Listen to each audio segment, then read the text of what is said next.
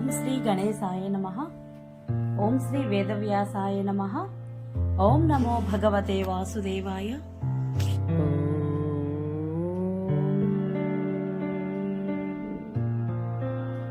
శుక్లాంబరధరం విష్ణుం శశివర్ణం చతుర్భుజం ప్రసన్నవదనం ధ్యాయేత్ సర్వవిఘ్నోపశాంతయే. నారాయణం నమస్కృత్య నరం చైవ నరోత్తమం దేవీం సరస్వతిం వ్యాసం తతో జయముధీరయేత్. అనగా నారాయణ స్వరూపుడైన శ్రీకృష్ణుడికి, నరోత్తముడు అయిన అర్జునుడికి, వారి లీలలను ప్రకటించే సరస్వతీదేవికి, దానిని రచించిన వ్యాసునికి నమస్కరించి అసుర భావాలను తొలగించి అంతఃకరణ శుద్ధిని కలిగించే మహాభారత గ్రంథ పారాయణకు ప్రేరేపించిన శ్రీకృష్ణ భగవానుడిని ప్రార్థిస్తూ ఈరోజు పారాయణలోనికి వెళదాం. మరి హరే కృష్ణ, అందరికీ నమస్కారం. మహాభారత గ్రంథ పారాయణలో భాగంగా మనం ఈరోజు 226వ రోజుకు చేరుకున్నాము. నిన్నటితో మనము విరాట పర్వాన్ని దిగ్విజయంగా పూర్తి చేసుకోవడం జరిగింది. ఇక ఈరోజు మనము ఉద్యోగ పర్వంలోనికి అడుగు పెడుతున్నాము. ఈరోజు పాండవ పక్ష నేతల సమావేశము మరియు ద్రుపద పురోహితుడిని రాయబారం గురించి తెలుసుకోబోతున్నాము. చాలా బాగుంటుంది, చివరి వరకు స్కిప్ చేయకుండా చూడండి. హరే కృష్ణ. వైశంపాయనుడు చెబుతున్నాడు, రాజా, కురువీరులైన పాండవులు అభిమన్యుని వివాహం చేసి తమ స్నేహితులైన యాదవులతో పాటు చాలా ఆనందించారు. ఆ రాత్రి విశ్రాంతి తీసుకొని మరుసటి రోజు ఉదయాన్నే విరాటుని సభను చేరుకున్నారు. అందరికంటే ముందు రాజులందరికీ మాన్యులు, పెద్దలు అయిన విరాట ద్రుపదులు ఆసనాలను అధిష్ఠించారు. తరువాత తమ తండ్రి వసుదేవునితో పాటు బలరామ శ్రీకృష్ణులు ఆసీనులయ్యారు. సాత్యకి, బలరాముడు, పాంచాల రాజు ద్రుపదుని వద్ద కూర్చున్నారు. శ్రీకృష్ణుడు, యుధిష్ఠిరుడు విరాటుని సమీపంలో కూర్చున్నారు. వారి వెనుక ద్రుపదరాజు కొడుకులందరూ భీమసేన, అర్జున, నకుల, సహదేవ, ప్రద్యుమ్న, సాంబులు విరాట పుత్రునితో కలిసి అభిమన్యుడు, ద్రౌపది కొడుకులందరూ వీరంతా బంగారు సింహాసనాల మీద కూర్చున్నారు. ఆ పురుష శ్రేష్ఠులందరూ ఒక్కొక్కరుగా వస్తూ వచ్చిన వారంతా తమలో తాము కలుసుకొని రకరకాలుగా మాట్లాడుకోసాగారు. అయినా శ్రీకృష్ణుడి అభిప్రాయం తెలుసుకోవడానికి ఒక ముహూర్త కాలం అతని వైపే చూస్తూ ఆసీనులై ఉన్నారు. అప్పుడు శ్రీకృష్ణుడు సుబలుని కొడుకు అయినటువంటి శకుని కపట ద్యూతంలో ఎలా ఓడించి యుధిష్ఠిరుడి రాజ్యం అపహరించాడో ఆ విషయాలన్నీ మీకందరికీ తెలుసు. పాండవులు ఆ సమయంలో కూడా తమ రాజ్యాన్ని తీసుకోవడానికి సమర్థులే. అయినా వారు సత్యానికి కట్టుబడిన వారు కాబట్టి 13 సంవత్సరముల పాటు ఆ కఠిన నియమాన్ని పాటించారు. కౌరవ పాండవులకు ధర్మానుకూలం, కీర్తికరం అయిన ఉపాయాన్ని మీరు ఇప్పుడు ఆలోచించాలి. ధర్మరాజు యుధిష్ఠిరుడు అధర్మంగా వచ్చే దేవ రాజ్యాన్నైనా సరే పొందాలనుకోడు. అవును, ధర్మార్థయుక్తంగా ఉంటే ఒక్క గ్రామం మీద అధికారమైనా స్వీకరించడానికి ఇతనికి ఎలాంటి అభ్యంతరము ఉండదు.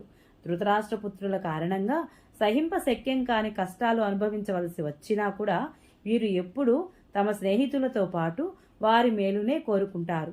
తమ బాహుబలంతో రాజులందరినీ జయించి పొందిన ఆ తమ రాజ్యాన్ని మాత్రమే ఈ పురుష శ్రేష్ఠులు కోరుకుంటున్నారు.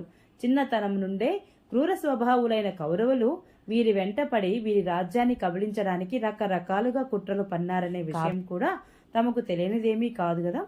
ఇక ఇప్పుడు పెరుగుతున్న వారి లోభము, యుధిష్ఠిరుని ధర్మజ్ఞత, వీరి పరస్పర సంబంధము ఆలోచించి మీరందరూ కలిసి విడివిడిగాను ఏదో ఒక విషయాన్ని నిర్ధారించండి. వీరు ఎప్పుడూ సత్యానికే కట్టుబడి తమ ప్రతిజ్ఞలను కూడా చక్కగా పాటించారు. కాబట్టి ఇప్పుడు ధృతరాష్ట్ర సుతులు అన్యాయం చేస్తే మాత్రం వీరు వారిని చంపుతారు.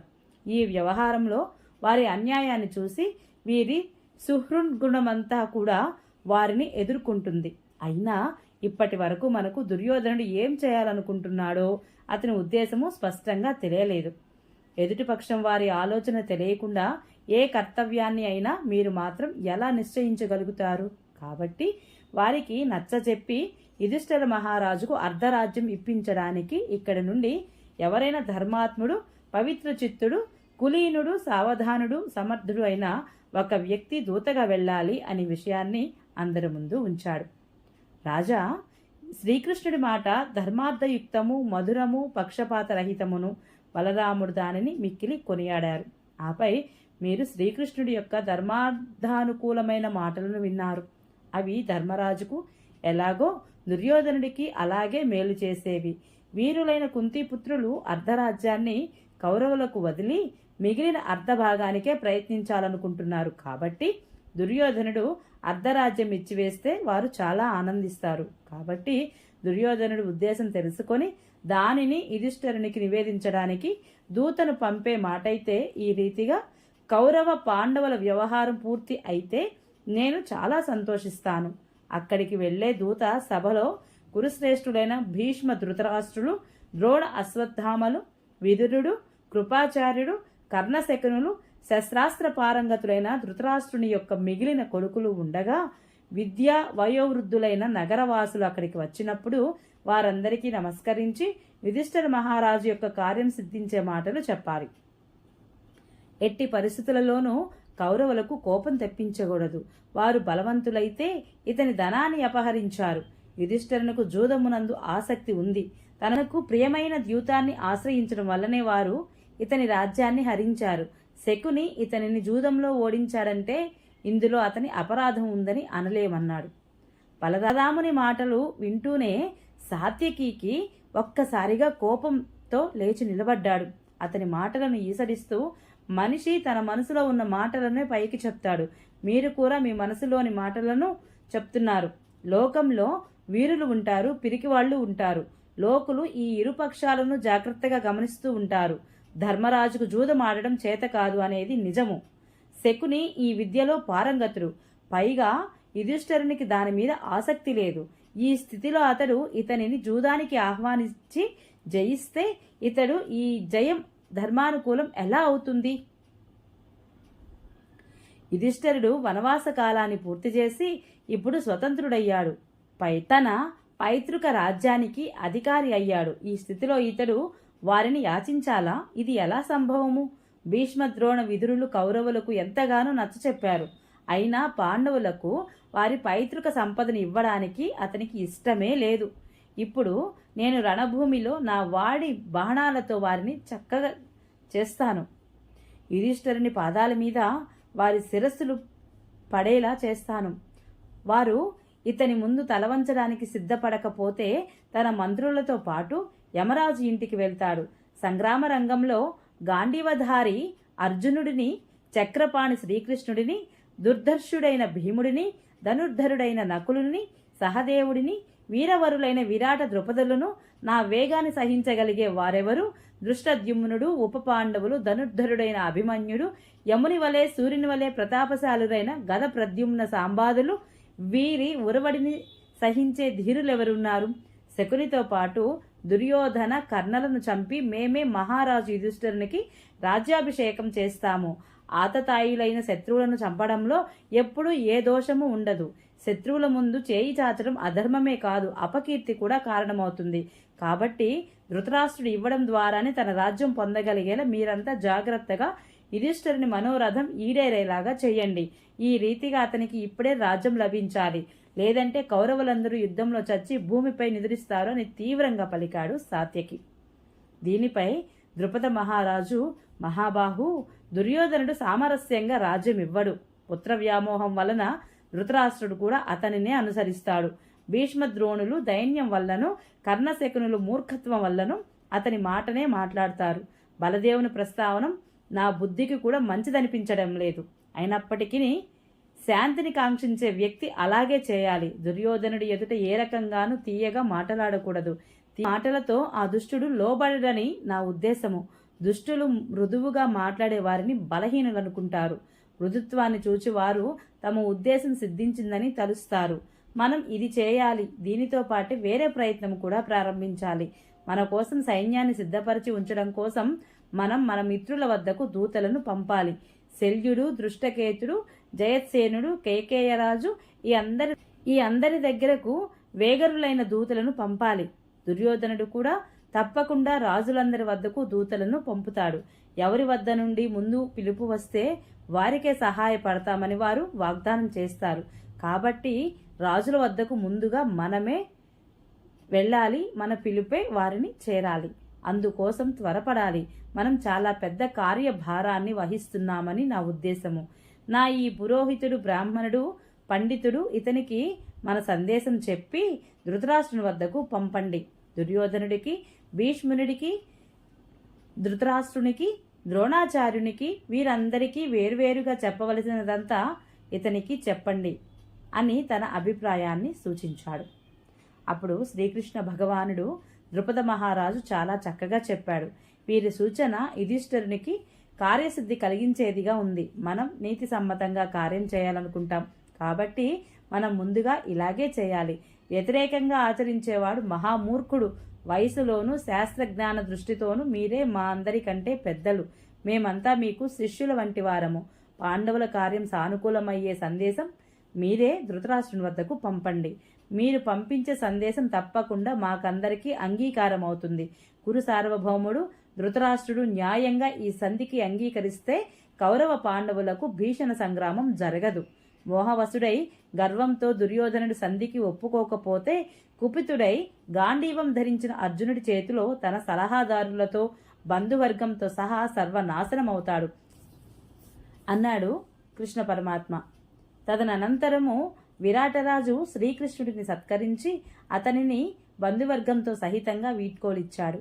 భగవానుడైన శ్రీకృష్ణుడు ద్వారకకు వెళ్ళాక పంచ పాండవులు, విరాటరాజు యుద్ధం కోసం అన్ని ఏర్పాట్లను చేయసాగారు. విరాట మహారాజు, ద్రుపద మహారాజు, వారి సంబంధీకులు రాజులందరి వద్ద పాండవులకు సహాయం చేయమని సందేశాలు పంపారు. ఆ రాజులందరూ కూడా పాండవుల యొక్క, విరాట, ద్రుపదుల యొక్క పిలుపును అందుకొని చాలా ఆనందంగా రాసాగారు. పాండవుల వద్ద సేన పోగుపడుతోంది. ఈ కబురు తెలిసిన ధృతరాష్ట్ర సుతుడు కూడా రాజులందరినీ ఒక చోటకు చేర్చసాగాడు. ఆ సమయంలో కౌరవులకు, పాండవులకు సహాయం చేయడానికి వచ్చే రాజులతో భూమి అంతా నిండిపోయింది. ద్రుపద మహారాజు తన పురోహితునితో, పురోహితవర్య, జీవులలో ప్రాణులు శ్రేష్టము. ప్రాణులలో బుద్ధితో పనులు చేసే జీవులు శ్రేష్టం. బుద్ధియుక్త జీవులలో మనుష్యులు శ్రేష్ఠులు. మనుష్యులలో ద్విజులు శ్రేష్ఠులు. ద్విజులలో విద్వాంసులు శ్రేష్ఠులు, ఉత్తమ స్థాయికి చెందినవారు. విద్వాంసులలో సిద్ధాంతవేత్తలు ఉత్కృష్టులు. సిద్ధాంతవేత్తలలో బ్రహ్మవేత్తలు ప్రముఖులు. మీ వంశం కూడా చాలా శ్రేష్టమై వయసు రీత్యా, శాస్త్ర జ్ఞాన రీత్యా మీ వంశంలో కూడా చాలా శ్రేష్టమైన వయసు రీత్యా, జ్ఞాన శాస్త్రాల రీత్యా కూడా తమరు పెద్దవారు. మీరు బుద్ధిలో శుక్రాచార్యుడిని, బృహస్పతిని పోలినవారు. కౌరవులు పాండవులను మోసం చేశారనే సంగతి మీకు తెలిసినదే.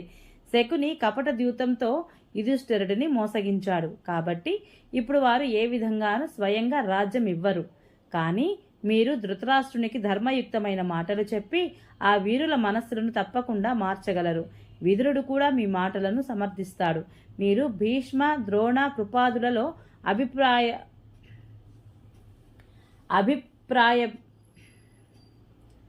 అభిప్రాయ భేదాలు సృష్టించగలరు. ఈ రీతిగా వారి మంత్రులతో అభిప్రాయ భేదాలు కలిగితే యోధులందరూ వారికి వ్యతిరేకులవుతారు. అప్పుడు కౌరవులు వారందరినీ ఏకాభిప్రాయులుగా చేయడంలో నిమగ్నమవుతారు. ఈ వ్యవధిలో పాండవులు చక్కని సదుపాయంతో సైన్యాన్ని సమకూర్చుకోవడము, ధనాన్ని కూడబెట్టుకోవడం చేస్తారు. మీరు సాధ్యమైనంత ఎక్కువ సమయము అక్కడ ఉండేలా ప్రయత్నించండి. ఎందుకంటే మీరు ఉండగా వారు సైన్యాన్ని సమీకరించుకునే ప్రయత్నం చేయలేరు. ఇందువల్ల ఇంకో లాభం కూడా ఉంది. మీ సాంగత్యం వలన ధృతరాష్ట్రుడు మీ ధర్మానుకూలమైన మాటలు అంగీకరించే అవకాశం కూడా ఉంది. మీరు ధర్మనిష్ఠులు కనుక వారితో